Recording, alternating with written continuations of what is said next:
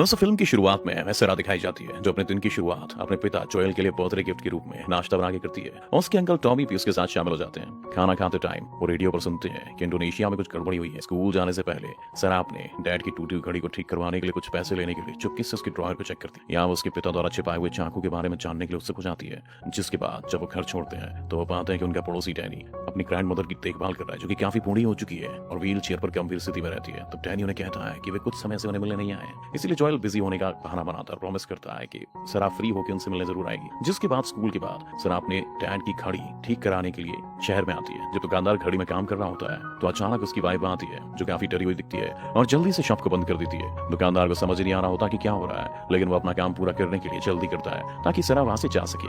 उसी शाम सरा अपने पड़ोसियों से मिलने जाती है और डैनी की वाइफ कोनी को बताती है कि उसने रास्ते में बहुत सारी पुलिस देखी, लेकिन कोनी ने न्यूज पर ऐसा कुछ भी नहीं सुना। वहाँ घर में टीवी का एक बड़ा सा कलेक्शन है और सरा से चेक करने लगती है। तभी उसके पीछे बूढ़ी ग्रैंड मदर को एक अजीब तरह का दौरा पड़ जाता है। वो हिलने डुलने में बिल्कुल सक्षम नहीं है, लेकिन सारा इसे नोटिस ही नहीं कर पाती और एक डीवीडी अपने बैग में रख लेती है। बाहर जाते टाइम वो देखती है कि कुत्ता बूढ़ी ग्रैंड मदर को सुकता से कूरे जा रहा है। जब वो बाहर निकलती है तो बहुत सारे आर्मी प्लेन्स को शहर के ऊपर से जाते हुए देखा जाता है। जिसके बाद रात में वो टीवी में सुनती है कि पूरे शहर में हिंसक घटनाएं हुई हैं, लेकिन सरकार ने इसके पीछे का रीजन नहीं बताया। तभी जोएल के घर आने पर वो टीवी को बंद कर देती है और उसे जन्मदिन के गिफ्ट के रूप में घड़ी और टीवी देती है। इसलिए वो दोनों इस फिल्म को एक साथ देखने का डिसाइड करते हैं। हालांकि सरा सो जाती है। अचानक जोएल को किसी का फोन आता है और वो सरा को बिस्तर पर लिटा देता है और अपने ट्रक में निकल जाता है। 3 घंटे बाद सरा जागती है और बाहर से हेलीकॉप्टर और लोगों के चीखने का शोर सुनती है। जब वो घर में अपने पिता को नहीं पाती तो टीवी देखती है। या उसे घर से बाहर ना निकलने की वार्निंग टीवी पर दिखी मिलती है। तब अचानक से खिड़की पर हुए शोर को सुनकर वो अचानक से चौंक जाती है। पड़ोस के घर का कुत्ता उसे कुछ सिग्नल दे रहा था जो कि काफी डरा हुआ है। सरा उसे शांत करने के लिए बाहर जाती है, उसे घर ले जाने की कोशिश करती है, लेकिन कुत्ता किसी खौफ के कारण घर में नहीं जाना चाहता था और खुद को सरा से छोड़ाकर वहां से भाग निकलता है। सरा की समझ में नहीं आ रहा था कि कुत्ता अपने ही घर में जाने से क्यों डर रहा है। तभी सरा पड़ोसियों को देखने जाती है और सभी लाइटें बंद होने की वजह से उसे फर्श पर खून तक नजर नहीं आता जब तक उस पर कदम नहीं रखती थी। वो डैनी का खून था जो फर्श पर घायल पड़ा है और मदद के लिए भीख मांग रहा है। सरा ये सोचकर उसके पास जाती है कि उसके साथ कोई दुर्घटना हो गई है, लेकिन बूढ़ी ग्रैंड मदर को मरे हुए कोनी को खाते हुए देखकर वो चौंक जाती है। ग्रैंड मदर के मुंह से कुछ अजीब सा फंगस निकल रहा था और जब सारा को नोटिस करती है तो उस पर भी हमला कर देती है। इसलिए सारा घर से भाग जाती है। इसी वक्त जोएल और उसका भाई टॉमी एक ट्रक में वहां जाते हैं। ग्रैंड मदर उन पर हमला करने घर से बाहर आती है और जोएल उसे मारने से हिचकिचाता नहीं है, ये समझाते हुए कि उन्होंने लोगों को शहर में किसी तरह इस वायरस से इन्फेक्टेड होकर हमला करते हुए देखा है और इसका एकमात्र समाधान इन्फेक्टेड लोगों को मारकर खुद को बचाना है। तब वो लोग वहां से ट्रक में बैठकर निकल जाते हैं और जोएल सारा को बताता है कि वो कहते हैं कि किसी तरह का वायरस या परजीवी है और शहर के कई लोग इस वायरस से प्रभावित हुए हैं और शायद जब उनके पड़ोसी ग्रैंड मदर को चेकअप के लिए शहर के अस्पताल लेकर गए थे वहीं से वो भी इन्फेक्टेड हो गई थी। शहर से बाहर जाते टाइम वो देखते हैं कि घर में आग लगी हुई है और लोग लिफ्ट के लिए पूछ रहे हैं, लेकिन जोएल टॉमी को उन पर ध्यान ना देने के लिए कहता है। जब वो हाईवे पर पहुंचते हैं तो पाते हैं कि सड़क पर ट्रैफिक जाम लग गया है। टॉमी मैदान के माध्यम से ड्राइव करने की कोशिश करता है, लेकिन सेना पहले आ चुकी है, पूरे एरिया को ब्लॉक कर रही है। वो शहर को पार करने के लिए ट्रक को घुमाते हैं और नॉर्थ की ओर जाते हैं इस उम्मीद में कि उन्हें मैक्सिको जाने के लिए कोई साफ सड़क मिल जाए। आर्मी प्लेन जमीन के काफी करीब से उड़ रहे हैं और शहर में लोग बहुत डरे हुए हैं और शहर से बाहर भागने की कोशिश कर रहे हैं और कारों में गुजरने के लिए जगह नहीं छोड़ रहे हैं। टॉमी वहां से जाने की कोशिश करता है, लेकिन ट्रक को अब घेर लिया गया है। तभी आर्मी वहां पर एक बम गिरा देती है।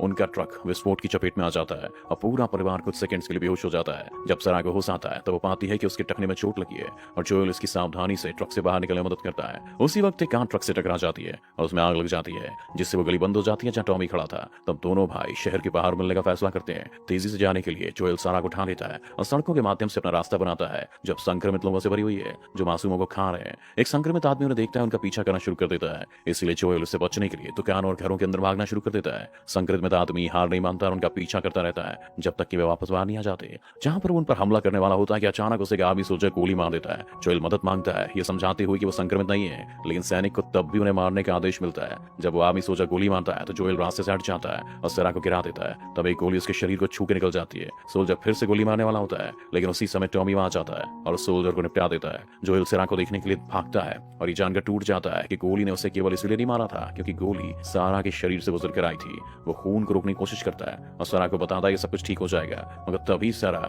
वहीं मर जाती है। 20 साल बाद बॉस्टन एक क्वारंटाइंड बंजर भूमि बन गया है। दोस्तों, सीमा पर लगातार सेना की नजर है। लोग सरकार द्वारा दी जाने वाली कोई भी छोटी मोटी नौकरी करते हैं, लेकिन लोगों के लिए काफी मुश्किल जिंदगी है। एक समय एक छोटा बच्चा जो बाहर खो गया था असाइलम के लिए आता है और सैनिक बच्चे को जरूरी जांच करने के लिए अंदर ले जाते हैं। तब एक सैनिक बच्चे से कहता है कि सब कुछ ठीक हो जाएगा, लेकिन दुर्भाग्य से टेस्टिंग मशीन संक्रमण का संकेत देती है, इसलिए बच्चे को एक घातक इंजेक्शन दे दिया जाता है। कुछ देर बाद बच्चे के शरीर को एक ट्रक से उस जगह पर भेज दिया जाता है जहां वो संक्रमित लोगों को जलाते हैं। जोएल कभी कभी यह काम करता है और इतने लंबे समय के बाद इस बात से वो परेशान नहीं होता कि उसे जवान लाशों को आग में फेंकना पड़ता है। वो अक्सर दूसरे काम मांगता है, जैसे सड़क की सफाई, जिससे कि उसे थोड़ा पैसा मिल सके, लेकिन गुप्त रूप से वो एक तस्कर के रूप में भी काम कर रहा है। एक दोपहर वो उस जगह जाता है जहाँ बिना परमिशन क्वारंटीन जोन में एंटर करवाने लोगों को मौत की सजा दी जाती है। यहाँ उसे एक सिपाही मिलता है जो उससे अवैध चीजें खरीदता है और बदले में पैसे के साथ कुछ सिगरेट्स भी देता है। सिपाही उसे ये भी बताता है कि उसे एक ट्रक मिल गया है जिससे वो जोएल को बेच सकता है। वो कुछ दिनों में लेन देन करने के लिए सहमत हो जाते हैं। जब रिश्वत लेने वाले सैनिक रखवाली के लिए तैनिक होंगे, अभी के लिए सिपाही उसे रातों में घर में रहने की सलाह देता है, क्योंकि कुछ लोगों का ग्रुप, जिन्हें फायरफ्लाइज के नाम से जाना जाता है, शहर में बहुत गड़बड़ी पैदा कर रहे हैं और गार्ड्स को उनको शूट एंड साइड के ऑर्डर्स दिए गए हैं। सैनिक जिस ट्रक को देने वाला है उसमें बैटरी नहीं होगी,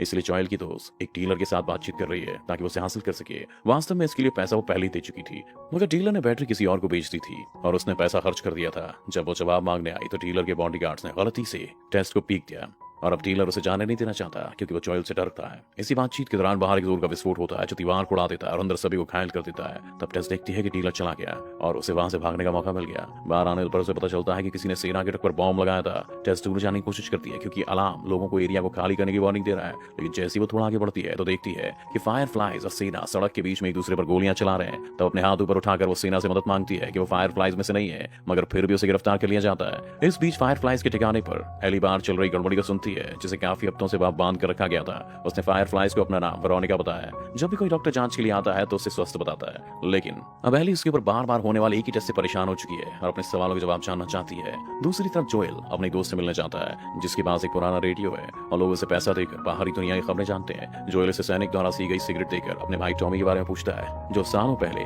व्योमिंग भाग गया था, लेकिन 3 हफ्तों से उसका कोई मैसेज नहीं आया है, जो कि सिंपल बात नहीं है, लेकिन आज भी कोई खबर नहीं और जोएल उसका वेट करते करते थक चुका है और उससे व्योमिंग टावर की लोकेशन के बारे में पूछता है। उसका दोस्त उसे लोकेशन दे देता है, मगर साथ ही उसे सावधान भी करता है कि बाहर जाना काफी खतरनाक है क्योंकि वहां इन्फेक्टेड लोगों के साथ साथ लुटेरों से भी खतरा है। तब जोएल घर जाता है और सभी चीजों को बाहर निकालता है जो उसने भागने के लिए इकट्ठा की थी और मैप के जरिए व्योमिंग टावर जाने का प्लान बनाना शुरू कर देता है, जिसके दौरान वो काफी शराब पी लेता है और तब पता चलता है कि उसकी घड़ी फिर से टूट गई है, मगर वो अपनी बेटी को याद करने के लिए इसे पहने रखता है। आखिरकार वो सो जाता है। जब टेस अंत में घर आती है उसे जगाने के बजाय बस उसके साथ सो जाती है। अगली सुबह जोएल टेस को लगी चोटों को देखता है और टेस उसे उसके साथ हुई सभी घटनाओं के बारे में बता देती है। जोएल गुस्सा जाता है क्योंकि टॉमी को खोजने के लिए उसे बैटरी की जरूरत है और टेस उसे यकीन दिलाती है कि जिसने भी बैटरी खरीदी है उसे खोज लेंगे और जबरदस्ती से वापस ले लेंगे। इसी बीच फायर फ्लाइज के ठिकाने पर लीडा मार्लिन से उसके लोग सवाल पूछ रहे हैं कि क्यों बिना किसी कारण के उन्हें जंजीर से बंधी एक अनजान लड़की के लिए आर्मी के साथ फाइट करके अपने लोगों को खोना पड़ रहा है। तब मार्लिन बताती है कि ऐसा करके वो आर्मी का ध्यान भटका रहे हैं ताकि आज रात वो एली को रेडियो टावर तक सुरक्षित ले जाने के लिए निकल सके,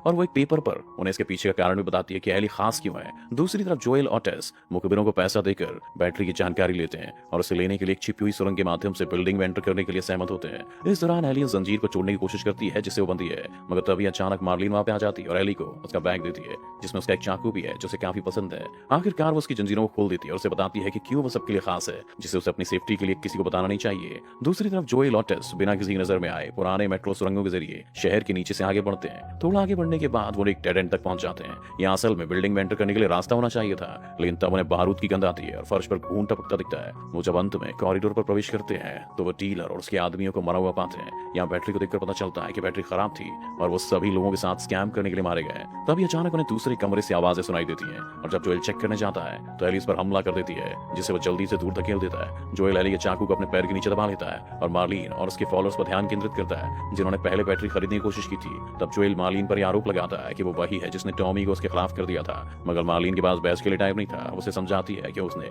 एली को आज रात क्वारंटीन सेंटर से बाहर निकालने की जरूरत है क्योंकि वो और उसके साथ ही घायल हैं और वो अब ऐसा नहीं कर सकते। और मार्लिन चाहती है कि जोएल ऐसा करे क्योंकि वो एक स्मगलर है, और वो बताती है कि पुराने स्टेट हाउस में पुराने फायरफ्लाइज की एक टीम उनका वेट कर रही है और वादा करती है कि अगर वो एली को बिना किसी खरोच के वहां ले जाते हैं तो वो जोएल को उसकी जरूरत की सभी चीजों का भुगतान कर देंगे। जिसके बाद जोएल और टेस उस पर चर्चा करते हैं और इस डील के लिए मान जाते हैं, लेकिन एली को ये पसंद नहीं आता और मार्लिन उसे विश्वास दिलाती है कि उनके पास सिर्फ यही एक रास्ता है। एली अपना चाकू वापस लेती है और जोएल और टेस के साथ जाने से पहले अपना बैग उठा लेती है। उन्हें रात ढलने का इंतजार कर रहा है, इसलिए फिलहाल वो जोएल के घर रुकते हैं। जोएल तब तक सोने का डिसाइड करता है जब तक कि जाने का टाइम ना हो जाए। कुछ घंटे बाद जोएल जागता है और एली को ये कहते हुए सुनता है कि वो दीवार की दूसरी तरफ जाना चाहती है क्योंकि वो अपनी पूरी लाइफ में शहर से बाहर कभी गई नहीं है। जोएल सोचता है कि एली शहर के किसी इंपॉर्टेंट लीडर की बेटी है, लेकिन एली अपने बारे में कुछ भी नहीं बताती। उसी समय टेस वहां आती है और बताती है कि जाने का टाइम हो गया है। आर्मी लोगों को कर्फ्यू के बारे में बताने के लिए पूरी रात सड़कों पर गश्त करती है, मगर टेस और जोएल एली को साथ लेकर एक विशेष सुरंग के जरिए शहर की सीमा के बाहर निकल आते हैं। एली को विश्वास ही नहीं हो रहा कि वो सच में उस क्वारंटीन शहर से बाहर आ गई है और बिना किसी इमारत वाले आकाश को देखकर वो चकित हो जाती है। सेना और मिलिट्री लाइट से बचते हुए तीनों छिपते छिपाते धीरे धीरे आगे बढ़ते हैं,